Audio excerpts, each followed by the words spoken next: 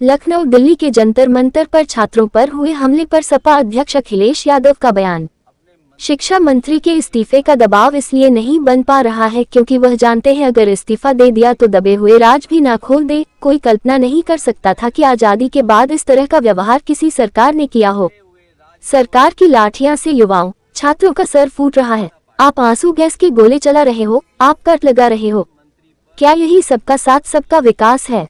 अमृतकाल है। ये सरकार की जिम्मेदारी है कि पेपर लीक न हो। सदन में अभी भी नारे लगा रहे हैं दान चोरी के बाद भी। इससे ज्यादा शर्म की बात क्या हो सकती है? राज न खोल दें, इसलिए किसी का इस्तीफा नहीं हो रहा है। और जो कल छात्रों के साथ युवाओं के साथ हुआ है, कोई कल्पना नहीं कर सकता था कि आजादी के बाद इस तरह का व्यवहार किसी सरकार ने किया।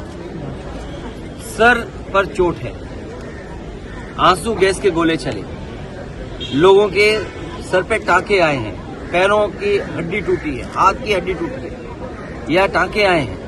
कई बच्चे जो दूर दूर से चल करके आए हैं, जिन्हें दिल्ली का रास्ता नहीं पता था, केवल सरकार के खिलाफ नाराज होकर के आए थे। उनके साथ जो व्यवहार हुआ है और यहाँ तक सुनने को आया और सोशल मीडिया पर जो वीडियोज आए हैं कि कभी हिटलर ने अपने पॉलिटिकल लोगों के साथ इस तरह का एक गैंग बनाया था। लगता है इस तरह के लोग थे जो प्राइवेट ड्रेस में थे और लाठी लेकर के लोगों को मार रहे थे। कभी हिटलर ने बनाया था और आज हम लोग भारतीय जनता पार्टी की सरकार में देख रहे हैं। ये कभी स्वीकार नहीं हो सकता है लोकतंत्र में। हम लोगों ने उस दिन भी विरोध किया, आज भी विरोध कर रहे हैं और ऐसी सरकार को हटाने के लिए लगातार हम लोग लड़ते रहेंगे। और हम तो सरकार से आग्रह करेंगे, आंदोलनकारियों को क्यों हटाते हो? सम्मान के साथ खुद ही छोड़ दो अपनी कुर्सी। सर जैसे आपने कहा करें, जो मीडिया में अगर वीडियोस आ रहे हैं और कहा जा रहा है कि आरएसएस, जिम्मेदारी किसकी है? सरकार की जिम्मेदारी है सच्चाई को बाहर लाना। क्या सरकार उसमें भी शामिल है वीडियो चलवाने में? क्या अगर वीडियोस आ रहे हैं सोशल मीडिया पर, मैं आपको भेज सकता हूं, अगर आप कहें तो आपको भेज दूं मैं।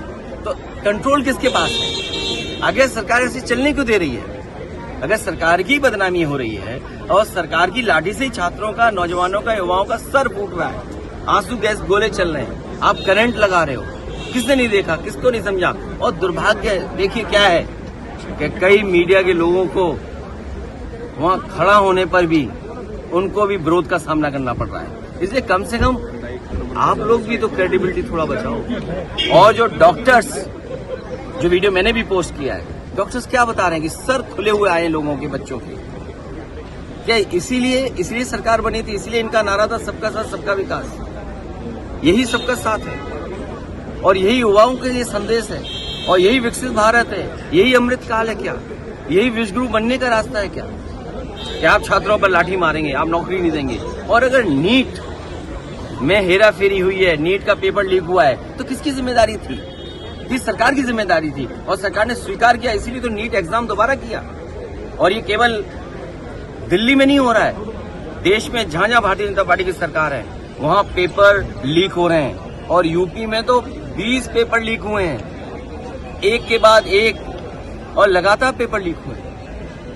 इसकी जिम्मेदारी किसकी है? इसलिए भारतीय जनता पार्टी अपने संगी साथी मंत्रियों पे कोई दबाव नहीं बना पा रही है, क्योंकि वो जानते हैं कि जिस समय उन पर दबाव बनाकर इस्तीफा लेंगे तो दबे खुचे राज भी वो मंत्री लोग खोल देंगे। सर क्या है दबाव? कलेक्टिव रिस्पांसिबिलिटी कैसे हो सकती है?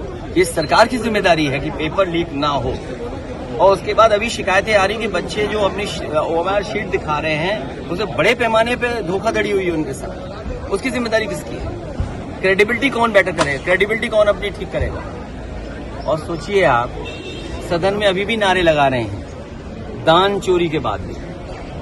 इससे ज्यादा शर्म की बात क्या हो सकती है? एसआईटी के बाद एसआईटी बन रही है, एसआईटी ने पोल खोली, कुछ राज खोल दिए, अभी और राज खुलने जा रहे हैं। भाई एसआईटी ने तो राज खोले, एसआईटी की वजह से तो जेल गए दान में और चंदा चोरी में, चढ़ावे में।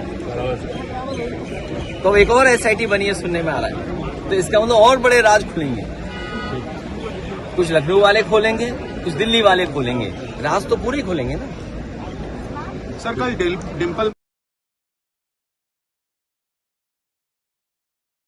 आज भी महंगे गैस सिलेंडर और बढ़ते खर्च से परेशान हैं। अब समय है बदलाव का। लाइए प्रचंड वुड पैलेट चूल्हा, जहां मिले ज्यादा हीट, कम खर्च और आसान इस्तेमाल।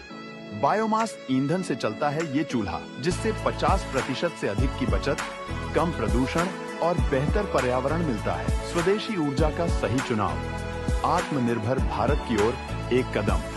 गैस का विकल्प, प्रचंड का संकल्प। मायर इंडस्ट्रीज, लखनऊ।